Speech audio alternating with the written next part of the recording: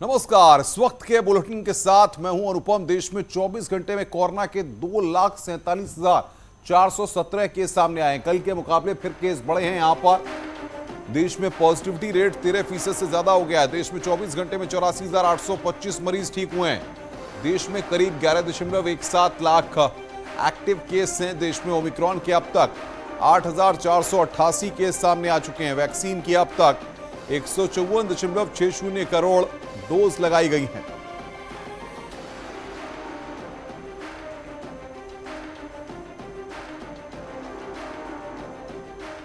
इधर बड़ी खबर आ रही है। कांग्रेस की महासचिव प्रियंका गांधी आज 11 बजे एक विशेष ऑनलाइन प्रेस कॉन्फ्रेंस करेंगी। चुनाव को लेकर यह ऑनलाइन प्रेस कॉन्फ्रेंस की जाएगी। यह जानकारी फिलहाल हमारे पास आ रही है।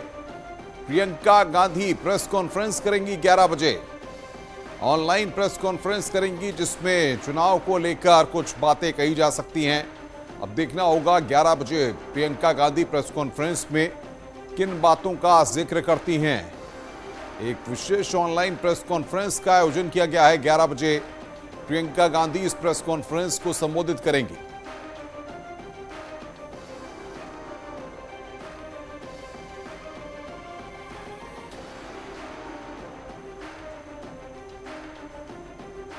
और सूत्रों के हवाले से बड़ी खबर आ रही है। उत्तराखंड से बड़ी खबर आ रही है। बीजेपी को झटका लग सकता है। लैंसडाउन से विधायक दिलीप रावत कांग्रेस का दामन थाम सकते हैं। आज दिल्ली में कांग्रेस की स्क्रीनिंग कमेटी की बैठक भी है, जिसमें कांग्रेस के तमाम नेता दिल्ली में ही मौजूद हैं। ऐसे में दिलीप रावत की ज्वाइनिंग आज ही दिल्ली में हो सकती है। यह बड़ी खबर आ रही है। उत्तराखंड के लिहाज से बड़ी खबर। कांग्रेस में जा सकते हैं दिलीप रावत।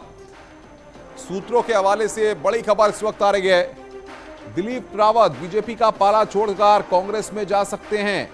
लैंसडाउन से विधायक हैं दिलीप रावत और पार्टी छोड़ सकते हैं। थोड़ी देर में दिल्ली में बीजेपी केंद्रीय चुनाव समिति की बैठक शुरू होने वाली है। इसमें प्रधानमंत्री मोदी भी शामिल होंगे। इस बैठक में उम्मीदवारों के नाम पर चर्चा होगी, जिसके बाद प्रत्याशियों की लिस्ट जारी की जा सकती है। सीएम योगी समेत उत्तर प्रदेश बीजेपी के तमाम पदाधिकारी बीजेपी दफ्तर पहुंच गए हैं। इससे पहले 2 दिनों तक यूपी बीजेपी के साथ अमित शाह समीक्षा बैठक कर चुके हैं। आज टिकटों पर फाइनल मोहर लग सकती है। और बातचीत करने के लिए अनूप गुप्ता हमारे संवाददाता हमारे साथ दिल्ली से जुड़ गए हैं सीधे, जो कि बीजेपी की चुनाव समिति की बैठक पर नजर बनाए हुए हैं। अनूप, क्या बैठक शुरू हो चुकी है? 10 बजे का वक्त था। कौन कौन से लोग वहां पर पहुंच गए और क्या ये माना जाए कि आज की बैठक के बाद आज की प्रत्याशियों के नामों का ऐलान होगा या 1-2 दिन इंतजार करना पड़ेगा? देखिए, आपको बता दूं कि थोड़ी देर के बाद बीजेपी सीईसी की बैठक शुरू हो जाएगी और तमाम नेता जो हैं वो बीजेपी पहुंच चुके हैं, जिसमें गृह मंत्री अमित शाह हैं, उत्तर प्रदेश के मुख्यमंत्री योगी आदित्यनाथ हैं, धर्मेंद्र प्रधान है। तमाम जो नेता हैं जो यूपी कोर ग्रुप के मेंबर हैं और बीजेपी सीईसी के मेंबर हैं। लेकिन ये जो बैठक है वो हाइब्रिड तरीके से की जा रही है, क्योंकि कई सीईसी के मेंबर जो हैं वो कोरोना पीड़ित हैं। ऐसे में कुछ लोग वर्चुअली इस बैठक में जुड़ेंगे और प्रधानमंत्री नरेंद्र मोदी भी इस बैठक में जुड़ेंगे। और जो 2 दिनों तक लंबी कवायद चली है, जिस पर कहीं ना कहीं एक नामों पर सहमति बनाई गई है, उस पर आज आखिरी मुहर लगाई जाएगी प्रधानमंत्री नरेंद्र मोदी की उपस्थिति में। और उसके बाद 1 से 2 दिनों के बीच ही पहली सूची जो बीजेपी की है उम्मीदवारों की, वो आने की संभावना है। तो कह सकते हैं कि जो पहले और दूसरे फेज के जो उम्मीदवार हैं उनके नामों पर आज की बैठक में कह सकते हैं आखिरी प्रधानमंत्री लगाई जाएगी और जुड़ेंगे या फिर वो बीजेपी दफ्तर आकर के इस बैठक में शामिल होंगे? क्या अपडेट मिल पा रहा है?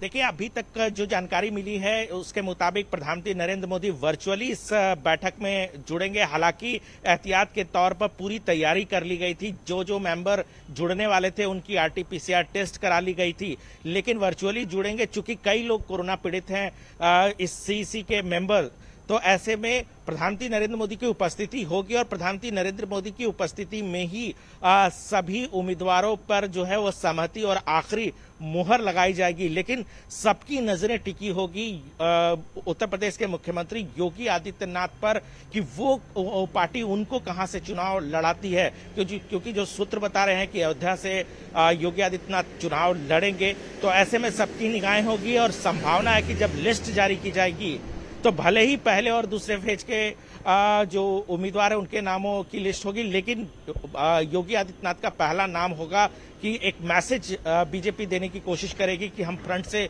जो है वो लड़ाई लड़ने बिल्कुल। अनूप, आप नजर बना के रखिए, आगे भी हम आपसे अपडेट लेंगे। अनूप हमारे संवाददाता इस वक्त की बड़ी खबर पर हमें अपडेट दे रहे थे।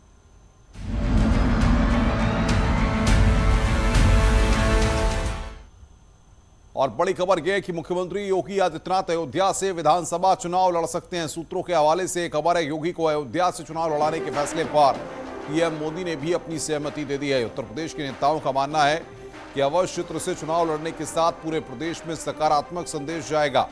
ये पहली बार है जब सीएम योगी विधानसभा चुनाव लड़ेंगे। इसका ऐलान भी आज केंद्रीय चुनाव समिति की बैठक के बाद हो सकता है।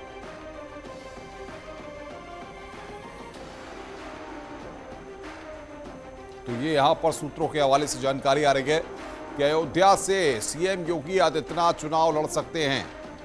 भारतीय जनता पार्टी का आलाकमान, प्रधानमंत्री नरेंद्र मोदी, सबने यहां पर सहमति जता दी है। जो अपडेट हमारे पास आ रहा है और बातचीत करने के लिए पवन गौड़ दिल्ली से और अनामिका सिंह लखनऊ से, निमिष गोस्वामी अयोध्या से हमारे साथ जुड़ रहे हैं। सीधे पवन के पास रुख करते हैं। पवन, लगातार 2 दिनों से मैराथन बैठक चल रही थी, क्या उस पर इस बात पर आम सहमति बन गई है? क्या सूत्र बता रहे हैं कि अयोध्या से ही योगी आदित्यनाथ अब चुनावी दंगल में कूदेंगे?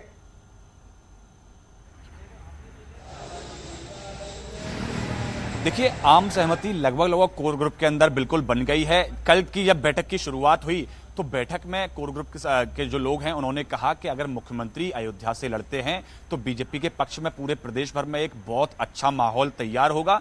इसलिए अब मुख्यमंत्री को अयोध्या से लड़ना चाहिए, क्योंकि अयोध्या जो है वो हिंदुत्व और विकास का एक बहुत बड़ा इस सरकार का उदाहरण है। जिस तरह से केंद्र और राज्य सरकारों ने अयोध्या के विकास के लिए काम किया है, तो ऐसे में अगर मुख्यमंत्री अयोध्या से चुनाव लड़ते हैं तो बहुत अच्छा संदेश पूरे प्रदेश भर में जाएगा।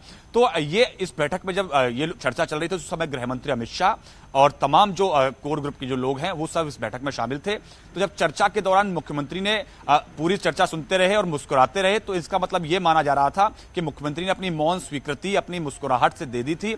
अब इसके बाद जो फाइनल डिसीजन है इस पूरे उनके चुनाव लड़ने को लेकर, वो प्रधानमंत्री आज की केंद्रीय चुनाव समिति की बैठक जो होगी उसमें उस पर फाइनल मोहर लगा देंगे और संभवतः जो लिस्ट जो है वो अगले 2 से 3 दिन के अंदर जारी कर दी जाएगी। और हालांकि लिस्ट जो है वो पहले और दूसरे चरण के लिए जारी होगी, लेकिन हो सकता है कि उसमें एक नाम मुख्यमंत्री योगी आदित्यनाथ का भी हो, क्योंकि एक संदेश देने की कोशिश होगी पूरे प्रदेश भर के अंदर, चुनाव में एक माहौल बनाने की कोशिश होगी योगी आदित्यनाथ के नाम की घोषणा करके। बिल्कुल पवन, बहुत महत्वपूर्ण बात आप कह रहे हैं। अनामिका हमारे साथ लखनऊ से बनी हुई है। अनामिका, जब 2014 में प्रधानमंत्री ने उत्तर प्रदेश में आकर के वाराणसी से चुनावी दंगल में ताल ठोकी थी, तो उसका संदेश भी समूचे पूर्वांचल के साथ साथ उत्तर प्रदेश के तमाम कोने कोने में गया था। तो क्या इसी तरह से 2022 में अयोध्या से लड़कर के एक सकारात्मक संदेश देकर के अवध में कहीं ना कहीं एक संदेश देने की कोशिश रहेगी भारतीय जनता पार्टी की? देखिए, शायद यही वजह भी रही कि जिस तरीके से 3 विकल्प दिए जा रहे थे और 3 विकल्पों को लेकर लगातार चर्चाएं चल रही थी, गोरखनाथ, इसके बाद अगर बात की जाए तो गोरखपुर, अयोध्या और मथुरा। लेकिन लगातार हम न्यूज 18 की ओर से लगातार ये इस बात को की पुष्टि कर रहे थे कि मथुरा का भले ही दम भरा जा रहा हो, लेकिन मथुरा उतना मुफीद बीजेपी के लिए नहीं है, क्योंकि योगी आदित्यनाथ ही वो चेहरा है जिनके रहते हुए, मुख्यमंत्री रहते हुए सुप्रीम कोर्ट का फैसला आया अयोध्या के लिए। इसके बाद मुख्यमंत्री रहते हुए मंदिर के शिलान्यास का कार्यक्रम हुआ, मंदिर के निर्माण का कार्य चल रहा है। तो बीजेपी जिस तरीके से चौखट पर मौजूद है, वहां से अयोध्या छोड़कर मथुरा को चुनना ये डिसीजन शायद उतना मुफीद नहीं होगा, क्योंकि अयोध्या के जरिए बीजेपी हिंदुत्व के पोस्टर बॉय के तौर पर योगी आदित्यनाथ के चेहरे के साथ पूरे पूर्वांचल को बड़ा संदेश देने का प्रयास करेगी और अयोध्या इसके लिए सबसे मुफीद सीट होगी योगी आदित्यनाथ के लिए गोरक्ष पीठ के बाद। तो अब लगभग ये माना जा रहा है कि केंद्रीय चुनाव समिति की बैठक में भी इस बात का ऐलान हो जाएगा और इसी के जरिए प्रयास यह होगा बीजेपी का, किसी के जरिए मुख्यमंत्री योगी आदित्यनाथ के भगवा चेहरे के साथ, पोस्टर बॉय के चेहरे के साथ प्रयास करे उत्तर प्रदेश के चुनावी चौसर में हिंदुत्व के एजेंडे को ज्यादा धार देने का प्रयास ये भी होगा कि मुख्यमंत्री के चेहरे के तौर पर ही बीजेपी प्रयास करे अयोध्या, काशी, मथुरा जैसे मुद्दों को और ज्यादा आगे ले जाने का, इसका फायदा बीजेपी को चुनाव में मिल सके। और इसके लिए महत्वपूर्ण ये हो जाता है कि मुख्यमंत्री योगी आदित्यनाथ उसी अध्यक्ष से चुनाव लड़े जहां पे मुख्यमंत्री योगी आदित्यनाथ की मौजूदगी सबसे ज्यादा रही है, कम से कम कामकाज के मामले में, राम मंदिर को लेकर जो मुख्यमंत्री की भूमिका रही है, या इसके अलावा जो अलग अलग कार्यक्रम जो पहले कभी नहीं होते थे, जो मुख्यमंत्री के रहने के साथ शुरू हुए, बड़े ऐलान, बड़े कार्यक्रम, बड़ा ब्लूप्रिंट अयोध्या के लिए विकास को लेकर, विजन डॉक्यूमेंट से लेकर की बहुत सारी चीजें जो योगी सरकार ने अयोध्या के लिए की है। तो सरकार के विकास के मॉडल के साथ साथ हिंदुत्व के एजेंडे को धार देने के लिए भी अयोध्या ही वो सीट है जो मुख्यमंत्री के लिए सबसे मुफीद मानी जा रही थी, और शायद हुआ भी ऐसा ही, और मुख्यमंत्री योगी आदित्यनाथ ताल भी ठोकेंगे अयोध्या से ही। बिल्कुल अनामिका, बने रहिए आप हमारे साथ। निमिष हमारे साथ अयोध्या से हैं। निमिष, अगर अयोध्या की बात करें, कई बार मुख्यमंत्री वहां पर आ चुके हैं, तमाम कार्यक्रम हो चुके हैं, कई सौगात अयोध्या को दी जा चुकी हैं। अगर अयोध्या पर ही फाइनल मोहर लग रही है तो क्या संदेश जाएगा, बताइए जरा। देखिए अनुपम, अगर अयोध्या की बात करें तो अयोध्या के संत महंत हो, चाहे स्थानीय लोग हो, अयोध्या का जो विकास की गंगा बही है और राम मंदिर के साथ, राम मंदिर निर्माण के साथ, इसको लेकर के हर व्यक्ति योगी योगी कर रहा है। अयोध्या में पहली प्राथमिकता योगी की रहेगी। अगर योगी को टिकट मिलता है तो सबसे ज्यादा प्रफुल्लित और सबसे ज्यादा खुश अयोध्या के आम जनमानस होंगे, क्योंकि जिस तरीके से अयोध्या को त्रेता की अयोध्या के रूप में निखारा, चाहे फिर वो दीपोत्सव हो, अयोध्या की विकास की बात हो, जैसा भी अनामिका कह रही थी कि अयोध्या के विकास के लिए जो ब्लूप्रिंट है, जो विजन डॉक्यूमेंट है, जो कुछ भी हुआ वो केवल योगी ने किया। तो ऐसे में योगी के लिए ही अयोध्या का दिल धड़क रहा है फिलहाल तो। लेकिन जो तैयारियां हैं, जो संभावनाएं व्यक्त हुई, उससे लेकर भी संत महंतों में खासा उत्साह है, संत खासा उत्साहित है। और पिछले 5 सालों में 42 बार अनुपम अयोध्या आ चुके हैं मुख्यमंत्री। बिल्कुल बिल्कुल, आप बने रहिए निमिष हमारे साथ। वरिष्ठ पत्रकार मनोज रघुवंशी जी भी हमारे साथ बातचीत करने के लिए जुड़ गए हैं। मनोज जी, अयोध्या से योगी आदित्यनाथ का चुनाव लड़ना, हिंदुत्व का एजेंडा उत्तर प्रदेश में लगातार प्रखर रूप में सामने आना, कितना 2022 के दंगल में और आने वाले वक्त में बीजेपी को फायदा दे सकता है? बीजेपी को फायदा दे सकती है। और योगी आदित्यनाथ की विशेषता ये है कि वो मतलब उनका व्यक्तित्व, उनका चरित्र बिल्कुल एकदम हिंदुत्व के वो नायक हैं, स्वाभाविक महानायक हैं। तो वो अयोध्या से चुनाव लड़े तो बहुत ही अच्छी बात है, लेकिन वो अयोध्या से चुनाव न भी लड़े तो भी मतलब उनका होना, उनको देख के ये तसल्ली होती है कि अयोध्या, मथुरा, काशी तीनों मंदिर हमारे बनेंगे। हिंदुत्व की जो बाकी बातें हैं वो हमारी पूरी होंगी। गो रक्षा के लिए इनसे अच्छा होना आदमी कौन होगा जो स्वयं गाय की सेवा अपने हाथ से करता हो। उसके माध्यम से गो रक्षा का काम सबसे अच्छा हो सकता है, इसमें किसी के मन में कहां शंका आ सकती है। तो वो हिंदू समाज की रक्षा के लिए, जो हिंदू समाज के ऊपर बार बार आक्रमण हो रहे हैं, चाहे वो मतलब मानसिक रूप से हो, चाहे शारीरिक रूप से हो, जो आक्रमण हो रहे हैं, उसके लिए उनसे अच्छा व्यक्ति रक्षा के लिए कोई नहीं हो सकता उत्तर प्रदेश में। जी मनोज जी, तो क्या माना जाए, जिस तरीके से भारतीय जनता पार्टी उनको अयोध्या से चुनावी दंगल में उतारने जा रही है, आपको लगता है कि इसका मैसेज सिर्फ अवध में नहीं समूचे उत्तर प्रदेश में जाएगा और पॉलिटिकल माइलेज जो बीजेपी को मिलना चाहिए इससे बहुत ज्यादा मिलेगा? बिल्कुल बिल्कुल, मतलब देखिए अयोध्या तो बिल्कुल एक तो डायरेक्ट मैसेज हो गया बिल्कुल, क्योंकि ये प्रतीकात्मक भी है और बिल्कुल सीधा मैसेज है।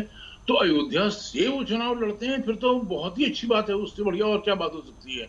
मतलब श्री राम जन्मभूमि मंदिर बनाने का काम हो ही रहा है, वो दीपावली मनाते हैं वहां पे, मतलब इतने अच्छे तरह से मनाते हैं कि मतलब मैंने कभी नहीं देखी अयोध्या में वैसी दीपावली मनते हुए। तो उनका मन मतलब अशोक जी के बाद अगर कोई ऐसा हिंदू नेतृत्व है जो कि मतलब हाफ 44 रन, मतलब बॉल आई और आपने चौका मार दिया।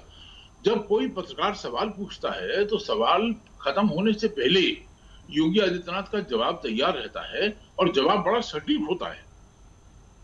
बिल्कुल, बहुत महत्वपूर्ण बात आप कह रहे हैं। अनामिका आपका, पवन आपका, मनोज जी आपका और निमिष आपका बहुत बहुत शुक्रिया हमारे साथ जुड़ने के लिए और बातचीत करने के लिए, क्योंकि अब 2022 के सियासी दंगल में तमाम तस्वीरें आने वाले वक्त में और कुछ एक दिनों में और ज्यादा साफ हो जाएंगी। विधानसभा चुनाव में बीजेपी से मुकाबला करने के लिए अखिलेश यादव गठबंधन की गांठ मजबूत करने में जुटे हुए हैं। इसके लिए चाचा शिवपाल समेत सहयोगी दलों के नेताओं के साथ बैठक कर आगे की रणनीति तैयार की गई है। साथ ही टिकट बंटवारे पर भी मंथन हुआ है। आज समाजवादी पार्टी की तरफ से उम्मीदवारों की पहली लिस्ट जारी की जा सकती है।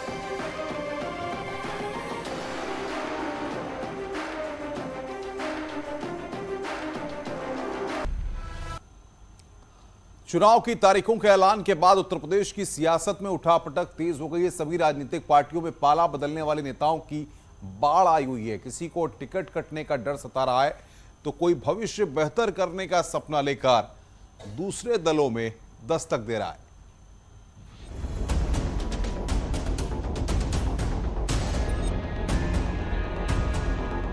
यूपी की सियासत में दल बदल का खेल पूरी रफ्तार से चल रहा है। पाला बदलने वाले नेताओं की फेहरिस्त लगातार लंबी हो रही है। स्वामी प्रसाद मौर्य की बगावत से शुरू हुआ सिलसिला अभी जारी है। इस लिस्ट में अब दारा सिंह चौहान का नाम भी शामिल हो गया है। दारा सिंह चौहान ने कैबिनेट से इस्तीफा दे दिया है। अब वो भविष्य की राजनीति के लिए नए ठिकाने की ओर बढ़ रहे हैं। पिछड़े, जिस दलित, वंचित, उपेक्षित लोगों के सहयोग आशीर्वाद से भारतीय जनता पार्टी की सरकार बनी, वो 5 साल तक उपेक्षित रहे, लोग मलाई खाते रहे, लेकिन उनको कोई कुछ भी नहीं मिला, उनको इंसाफ, न्याय, सम्मान नहीं मिला। इससे आहत होकर के मैंने आज सरकार से इस्तीफा दिया है। यूपी में 24 घंटे के अंदर 2 मंत्रियों के इस्तीफे से हड़कंप मचा हुआ है। सियासी लिहाज से इसके कई मायने निकाले जा रहे हैं। दारा सिंह चौहान और स्वामी प्रसाद का पुराना नाता रहा है। ऐसे में दोनों के एक साथ एक ही दल में जाने की संभावना है। स्वामी प्रसाद मौर्य तो बीजेपी को सबक सिखाने तक का दम भर रहे हैं। कब ज्वाइन कर रहे हैं सर समाजवादी पार्टी? 14 जनवरी को। कितने लोग, मंत्री, विधायक, नेता कितने रहेंगे सर? आप उस दिन देखेंगे, जो भी ज्वाइन करेगा उसके चेहरे आपके सामने आएंगे। जैसा कि मैंने कल भी कहा, 2 दिन तक हम संवाद में रहेंगे। आपके हाथ में है ना सर, मतलब लोग छिटकेंगे तो नहीं, जो आपसे वादा किए आप साथ जाएंगे? हमने आपको पहले भी कहा, मैं न पहले कभी किसी से बात करता हूँ न आज कर रहा हूँ। जो आएगा स्वागत। बीजेपी में बगावत की बयार बह रही है। मंत्री और विधायकों के इस्तीफे की हलचल लखनऊ से लेकर दिल्ली तक है, लेकिन बीजेपी के सीनियर नेता अपने अपने तरीके से इस मसले का समाधान करने और चुनाव में जीत हासिल करने का दम भर रहे हैं। इस प्रकार की जो आप चर्चाएं सुन रहे हैं, 2014 में भी लोग कहते थे, 2017 में भी इस प्रकार की अफवाहें उड़ाई गई थी, और 2019 में तो समाजवादी पार्टी और बहुजन समाज पार्टी के गठबंधन के बाद लोग कहने लगे थे कि अब बहुत भारी नुकसान होगा। जनता के आशीर्वाद से सर्वाधिक सीटें लेकर पार्लियामेंट में हमने देश की सरकार दोबारा बनाई। दरअसल अखिलेश यादव के पास अपना कुछ नहीं है, वो दूसरे के घरों में दूसरों की व्यवस्था को देख करके अपनी दुकान चलाना चाहते हैं। वो उनका सपना कभी पूरा नहीं होगा। जिन लोगों ने भी पार्टी छोड़ी है, उन लोगों को निश्चित रूप से पछताना पड़ेगा। उन्होंने जल्दबाजी में ये फैसला लिया है और ये लोग पार्टी छोड़ रहे हैं। इन लोगों ने जल्दबाजी में ये फैसला किया है, और हम तो कल भी मैंने कहा था कि अच्छा सिला दिया तूने मेरे प्यार। बड़ी खबर आ रही है कानपुर से। अहमदाबाद डीजीजीआई की टीम पहुंची है कानपुर। शिखर पान मसाला की जांच तेज हो गई है। गणपति रोड लाइन की जांच होगी। स्टेट जीएसटी अफसरों से रिकॉर्ड मांगा गया है। दोनों पर टैक्स चोरी का आरोप है। बड़ी खबर इस वक्त की कानपुर से। शिखर पान मसाला की जांच तेज होगी। डीजीजीआई की टीम वहां पर पहुंच गई है। गणपति रोड लाइन की जांच होगी। शिखर पान मसाला की जांच करने डीजीजीआई की टीम पहुंची है। स्टेट जीएसटी के अफसरों से रिकॉर्ड वहां पर मांगा गया है। दोनों पर टैक्स चोरी का आरोप है। बड़ी खबर इस वक्त कानपुर से। कानपुर पहुंची है अहमदाबाद डीजीजीआई की टीम। यह जानकारी यहां पर आ रही है। शिखर पान मसाला की जांच जो है वो तेज हो गई है। स्टेट जीएसटी अफसरों से रिकॉर्ड मांगा गया है। दोनों पर टैक्स चोरी का आरोप लगा है।